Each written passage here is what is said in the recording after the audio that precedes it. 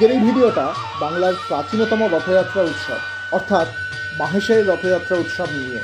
1396 খ্রিস্টাব্দ থেকে হয়ে আসা এই রথযাত্রা উৎসব ভারতের দ্বিতীয় প্রাচীনতম রথযাত্রা উৎসব।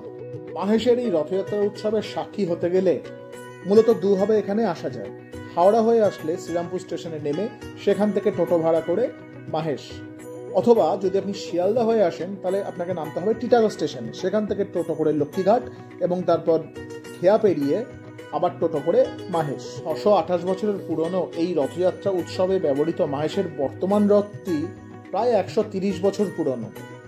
এই রথ বাংলার নবরত্ন শৈলীর অনুকরণে নির্মিত।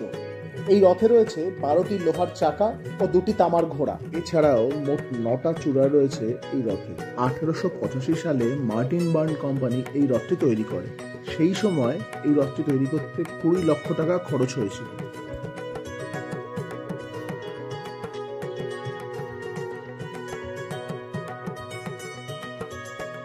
প্রত্যেক বছর রথযাত্রা উৎসবের দিন মাহেশের মূল জগন্নাথ মন্দির থেকে জগন্নাথ দেব, বলভদ্র এবং সুভদ্রা মায়ের বিগ্রহকে নিয়ে এসে রথে রাখা হয় এবং তারপর মূল মন্দির থেকে মাহেশের গুন্ডিচা মন্দির অর্থাৎ জগন্নাথ দেবের মাসির বাড়ি অবধি এই 50 ফুট উচ্চতার রথকে টেনে নিয়ে যাওয়া হয়। উল্টোরথের দিন এই রথকে মূল মন্দিরে ফিরিয়ে নিয়ে আসা হয়। মাহেশের এই রথযাত্রা উৎসবের পরতে পরতে জড়িয়ে রয়েছে বাংলার ঐতিহ্য। এই মেলায় একসময় শ্রীরামকৃষ্ণদেব থেকে শুরু করে সারদা মা, গিরিশ ঘোষ, বঙ্কিমচন্দ্র চট্টোপাধ্যায়ের মতো নানা গুণীজনেরা এসেছিলেন। বঙ্কিমচন্দ্র চট্টোপাধ্যায় স্বয়ং তার বিখ্যাত উপন্যাস রাধারানীর প্রেক্ষাপট লিখেছিলেন এই মাহেশের রথযাত্রা উৎসবকে ঘিরেই। মাহেশের এই রথযাত্রার প্রস্তুতি পর্বটাও বেশ জাঁকজমকপূর্ণ। রথযাত্রা উৎসবের বেশ কয়েকদিন আগে অনুষ্ঠিত হয় স্নানযাত্রা, আর তার ঠিক 13 দিন পর অনুষ্ঠিত হয় নবযৌবন উৎসব।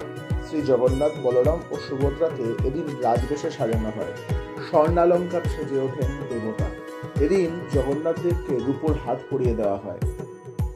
এদিন 56 ভোগ অর্পণ করা হয়ে থাকে দেবতাকে। এছাড়াও মাহেশের 2 জনপ্রিয় মিষ্টি গুটকে ও বালা সন্দেশ নিবেদন করা হয় শ্রী জগন্নাথ, বলরাম ও সুভদ্রাকে।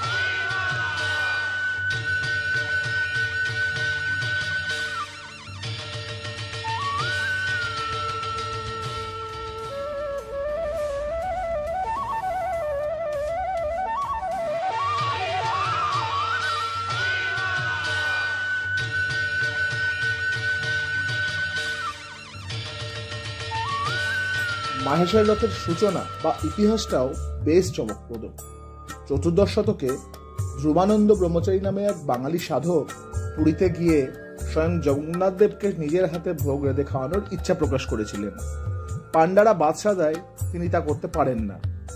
এরপর তিনি আমরণ অনশনে বসলে জগন্নাথ দেব নিজে তাকে স্বপ্নাদেশ দিয়ে বলেন, ভাগীরথী নদী তীরে মাহেশ গ্রামে যেন তার মূর্তি গড়ে পূজা করা হয়।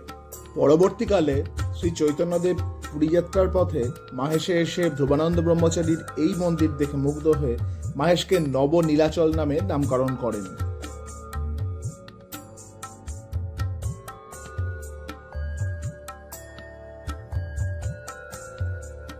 ভারতের দ্বিতীয় প্রাচীনতম রথযাত্রা দেখতে এসে রথের মেলা দেখব না তা হয়? হ্যাঁ, মাহেশে মন্দিরের কাছেই স্নানপিড়ি ময়দানে দীর্ঘ 1 মাস ব্যাপী রথের মেলা বসে। বেশ বড় এবং নানা ধরনের দোকান সম্মিলিত এই মেলা ঘুরে দেখে এবং রথের মেলার অন্যতম প্রধান জিনিস মেলার পাঁপড় খেয়ে আমার এবারের যাত্রা সাঙ্গ হলো। এরপর নদীঘাটে এসে ঘরে ফেরার পালা।